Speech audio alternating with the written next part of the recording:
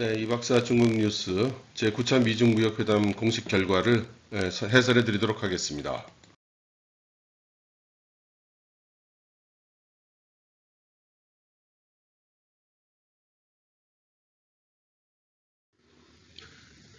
주요 결과는 6개 양해 사항과 10개 조치 사항입니다. 양해 사항은 인식을 같이 하고 조금 더 논의를 계속해야 된다는 것이고요. 10개 조치 사항은 이미 양측이 협의를 해서 동의한 사항이 되겠습니다. 양해 사항에 대해서 먼저 설명을 드리면 지적재산권 보호, 강제적 기술 이전 요구 중지, 그 다음 정보 해킹 금지, 비관세 장벽의 철폐, 그리고 인민폐의 그 인위적 절하를 하지 않는 것, 그리고 서비스 시장 개방. 그렇게 해서 여태까지 전해드린 내용에서 크게 달라지지는 않았습니다. 10대 조치사항을 설명드리면 양측은 협상에 진전이 있음에 인식을 같이 하고 무역전을 앞으로 중지하고 관세도 앞으로 복귀를 한다는 데 인식을 같이 했고 동의를 했습니다. 물론 미국의 입장은 아직도 보복 관세를 유지를 해서 중국이 모든 약속을 이행하는 걸 보고 나서야 철폐하겠다는 그런 이견이 있지요. 그리고 양국은 에너지, 농산물, 의료, 하이테크, 금융 분야에서 한층 더 협력을 강화하겠다는 것을 합의를 했고요. 중국은 미국뿐만 아니라 전 세계로부터 수입을 확대하겠다. 그래서 곧 수입 박람회를 추진하겠다라고 했고요. 시진핑 주석이 작년 보아 포럼에서 주창한 바 있는 4대 영역의 개방 확대, 이것을 작년에는 이제 방침을 선포했고 이제 실현을 하겠다. 그리고 미중 간에는 건강한 무역 관계를 발전시키고 냉정하게 대처하며 대화를 견지하고 서로 타당하게 처리하도록 하겠다라는 것입니다. 다시 말해서 무력 수단에 의하지 아니하고 평화적으로 협상에 의해서 양국의 의견 차이를 해결한다는 원칙을 확인한 셈입니다. 그리고 실질적으로 미중 무역 격차를 해소하는 조치를 취한다라는 데 합의를 했고요. 미국의 에너지와 농산물을 중국이 수입하는 데 합의를 했고 그래서 미국은 곧 협상단을 중국에 파견할 것이다.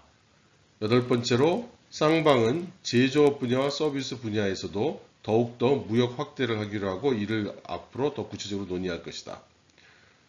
그리고 쌍방은 지적재산권 보호에 인식을 엄격하게 같이 하고 그래서 중국은 향후 지재권 관련해서 법 정비를 할 것이다. 그리고 쌍방은 상호 투자를 장려하고 공평한 경쟁 환경을 조성하겠다라는 것입니다. 지금 보고 계시는 장면은 미국 드라마 미스터 소프라노의 한 장면입니다. 뉴저지 마피아 두목 소프라노의 동네 친구가 자칫 잘못 생각을 해서 소프라노 일당들의 그 포커판에 끼어들었다가 큰 도박빚을 지죠. 그렇게 해서 이 사람은 그 소프라노 일당들에게 착취를 당하게 됩니다. 그러다가 어지간히 착취를 당한 다음에 이 사람이 이제 대충 되지 않았는가? 언제쯤 나를 놔줄 것인가? 이렇게 물어보니까 소프라노가 이렇게 대답을 합니다. 끝은 없어. 너의 골수를 빠르고 빨아서 마지막 한 방울까지 안 남게 되면 그때서야 너를 버릴 거야 라고 대답을 합니다. 지금 보시는 장면은 트럼프 대통령의 픽서, 즉 뒤처리 담당인 악덕 변호사 마이클 코헨의 증언 장면입니다.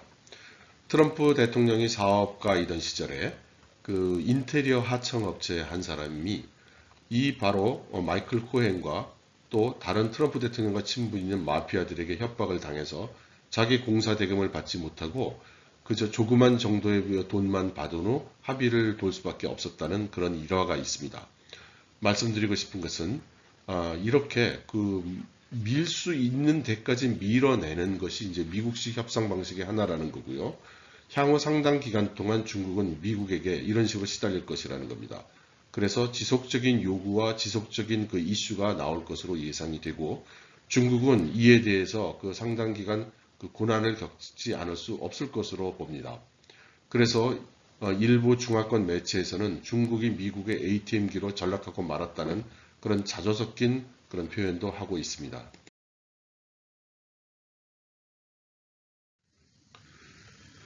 그리고 미국은 이제 주 관심이 EU 쪽으로 가고 이제 기타 국가의 그 무역 문제를 해결하는 방향으로 지금 전환이 되고 있는데요. 중국은 그렇게 간단치가 않습니다. 중국에게 남겨진 이슈들을 보면 하나하나가 어마어마합니다. 우선 미중 협상이 완전히 끝난 게 아니기 때문에 잘 마무리해야 된다는 큰 문제가 남아 있고요. 그 마무리가 되고 나면 그 후속 조치를 또 해야 되죠. 그 후속 조치를 하려면 무역 정책도 조정돼야 되고, 이제 과학기술을 제대로 확보할 수단이 없어졌으니 이 새로운 전략이 필요하게 됩니다. 과학기술의 원천 기술을 가져올 수 있는 어떤 특별한 전략이 없으면 안 되는 거죠. 그래서 과학기술 정책의 조정이 일어날 겁니다. 또 여러 가지로 그 돈의 흐름이 바뀌기 때문에 금융 정책도 조정이 돼야 되고, 그리고 교육 정책도 조정이 돼야 됩니다.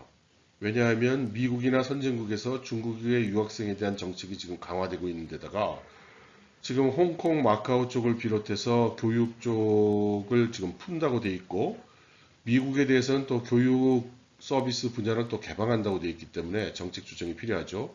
이 모든 사안은 결과적으로 군사 정책도 조정을 하게 될 것이고, 무엇보다도 원하든 원치 않든 중국 정치 체계의 조정에 이르기까지 할 것으로 예상이 됩니다.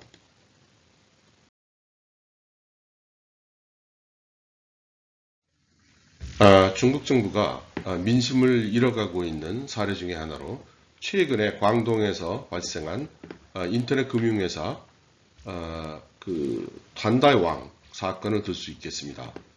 이 단다이왕은 여러 그 돈이 필요한 기업들에게 개미들에게 돈을 모아가지고 빌려주는 그런 그 비즈니스를 했는데요. 높은 이자를 지불하는, 말하자면 사채를 소개해주는 것 같은 그런 서비스였습니다. 이것이 이제 중국의 P2P고, 얼마 전까지 P2P 회사들이 많이 도산을 해서 민중들에게 큰 원망을 들었죠. 하지만 이제 이 회사 같은 경우에는 성정부가 상당히 이제 지원을 해줘서 사람들이 많이 믿었습니다. 하지만 지난달 3월 말에 도산을 하고야 말았죠. 문제는 도산을 했을 때 이 회사에 남아있던 자금을 거의 대부분은 광동 성정부와 그 관계기관에서 다 먼저 가져가 버린 겁니다. 그래서 일반 백성들, 일반 시민들의 돈은 이제 찾을 수가 없게 된 거죠. 그래서 개미들이 엄청나게 분노한 그런 사건입니다. 또 중국 정부가 상당히 정세를 잘못 읽고 있다는 판단이 드는 것이 최근 발표한 상산 하향 정책입니다. 상산 샤샹, 무슨 뜻이냐면 뭐 산으로 올라가고 마을로, 촌으로 내려간다, 뭐 이런 뜻이 되겠는데요. 이 정책의 내용은 뭐냐면 대학을 졸업하는 청년들 1000만 명 정도를 시골로 보내서 농촌 건설에 투입하겠다는 그런 정책입니다. 그래서 이 주체가 될 그 청년들을 선발하고 보내는 작업을 이제 공청단을 중심으로 추진을 하겠다는 것이고요. 여기서 공청단은 이제 공산청년단이고, 과거 그 후진타오 주석의 그 권력 기반으로 알려져 있죠. 이러한 정책이 나오게 된 명분은 농촌에 젊은이들이 없고 노인과 어린이만 있어서 농촌이 발전을 못하고 계속 쇠락하고 있으니, 지식도 가지고 기술도 가지고 있고 젊음과 열정을 가지고 있는 대학생들을 농촌으로 보내서 농촌의 발전을 도모한다는 것입니다. 이것은 근데 밖으로 건 명분인 것 같고, 사실은 지금 많은 그 대학 졸업생들에게 일자리를 제공하지 못하는 원인이 크다고 봅니다. 지금 중국에서 대량의 실업 사태가 나고 있으니까요. 또 지방정부들도 지금 그 부채가 많이 쌓여가지고 어떻게 무슨 일을 할 재정이 그렇게 만만치가 않습니다. 그리고 이것이 전국적으로 이런 문제가 일어나다 보니까 사회적 불안이 되죠. 그래서 이것을 어떻게 해결하느냐고 고민하던 끝에 결국은 공산당은 좀 편하고 젊은이들이 고생을 하는 이제 이런 정책을 세우게 된 것으로 보입니다.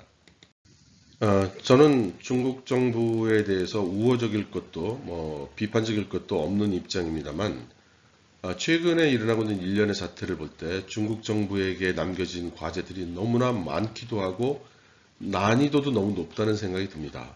과연 이것을 제대로 해결할 수 있을지 정말 걱정이 됩니다. 그래서 앞으로도 중국에서 발생하는 상황들을 눈을 치켜뜨고 잘 관찰을 하겠습니다. 그렇게 하고 뭔가 중요한 사건이 일어나거나 하면 여러분들께 다시 보고를 드리도록 하겠습니다. 여러분 감사합니다.